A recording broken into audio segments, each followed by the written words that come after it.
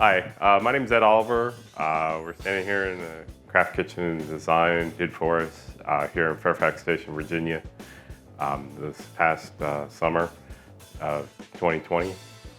We bought the house in April and it had a 31-year-old kitchen in it. It had original oven that had flip dial timers on it and very old appliances, very dark.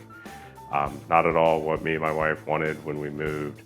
So we pretty much immediately right after purchase started looking at kitchen remodeling companies, Craft Kitchen and Bath. We found through our community Facebook site. We had about 3 or 4 estimates done, varying prices and qualities. One thing that really kind of impressed us was how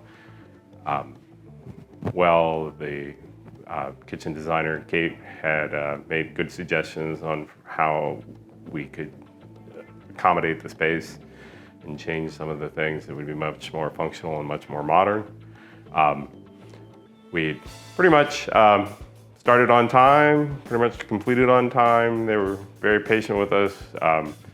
We did all this during COVID, which made a number of things that were really outside everybody's control, like really long lead times on appliances.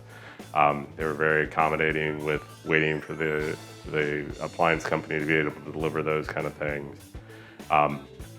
Pretty much stayed on budget, which was one of my big concerns. We did change a few things here and there, and little things came up that were no major showstoppers. So the design pretty much came out the way we thought it would. My wife is obviously into purple, as you might be able to tell from the purple knobs and the purple backsplash. She couldn't be here today, but Kate was very accommodating in working with the design. And then Frank and Alex were very helpful with coming in, showing us where things were, how we were going to move some of the hookups and the electric and those kind of things that had to be done. So it was a very, very positive experience. Pretty much came in, like I said, on budget, which I think I've talked to a lot of people. They've had bad experiences where the price just kept going up and up.